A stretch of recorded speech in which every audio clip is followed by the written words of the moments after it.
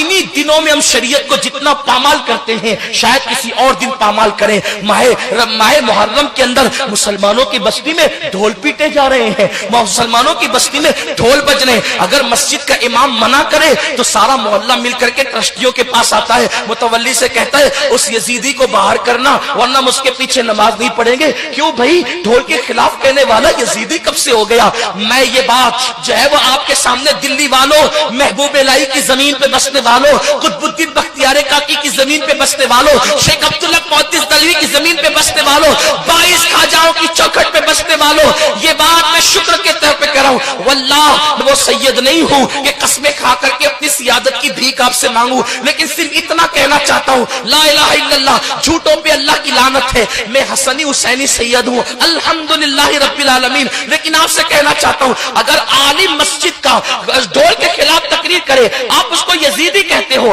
اگر ہمت ہے تو مجھے بھی یزیدی کہنا, میں حسن اور حسین کی اولاد میں ہوں الحمدللہ. لیکن آپ سے بس اتنا کہنا چاہتا ہوں, اتنا پوچھنا چاہتا ہوں, آپ ڈھول بجانے کو حسینیت تصور کرتے ہیں, آپ سے پوچھنا چاہتا ہوں آخر خیمہ حسین میں ڈھول کب بجا تھا؟ جب علی اکبر کی شہادت ہو رہی تھی تب ڈھول بجا تھا, علی اصغر کی شہادت ہو رہی تھی تب ڈھول بجا تھا, قاسم کے لاش میں گھوڑے دوڑائے جا رہے تھے تب ڈھول بجا تھا, بیویوں کی چادریں چھینی گئی تھی تب ڈھول بجا تھا.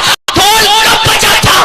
ظالموں, جن کی شادیوں میں ڈھول نہیں بجے ان کی شہادتوں پہ ڈھول کیسے بج سکتے ہیں؟ آپ اپنے آپ کو ڈھول بجانے پر حسینی تصور کرتے ہو.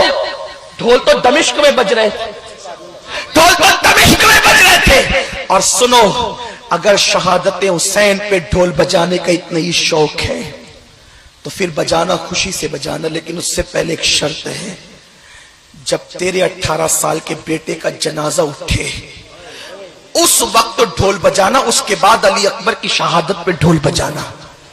اس دن تو تالی بجانا بھول جاتا ہے جب تیرے بیٹے کا جنازہ اٹھتا ہے, اور حسین کے شہزادے کے جنازے اٹھنے کے دن تم ڈھول بجاتے ہو, میلے لگاتے ہو. تمہارے گھر کی بیٹیاں بے پردہ میلے دیکھنے کے لیے جاتی ہیں. کہاں وہ سیدہ فاطمۃ الزہرا کا کردار جس کے سر کے دوپٹے کو کبھی چاند و سورج نے نہیں دیکھا؟ میرے امام کہتے ہیں جس کا آنچل نہ دیکھا محب مہر نے, اس ردائے نزاہت پہ لاکھوں سلام.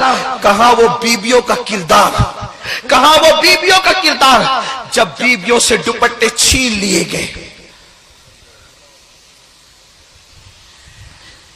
استاذ زمن مولانا حسن بریلوی نے بھی لکھا ہے کہ بیبیوں کے دوپٹے چھین لیے گئے.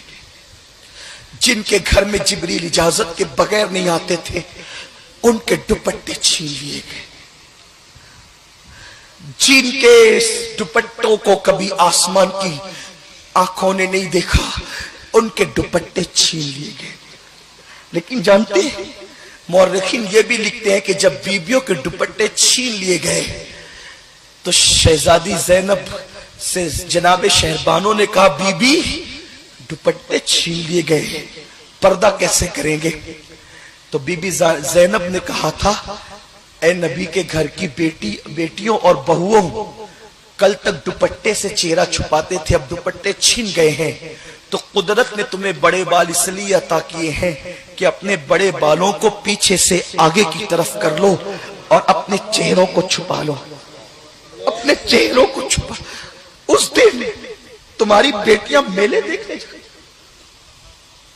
حسینی ہو تمہاری بیٹیاں اس دن ناچ دیکھنے جاتی, تمہاری گھر کی عورتیں بے پردہ گھروں سے کیا گزرتی ہوگی امام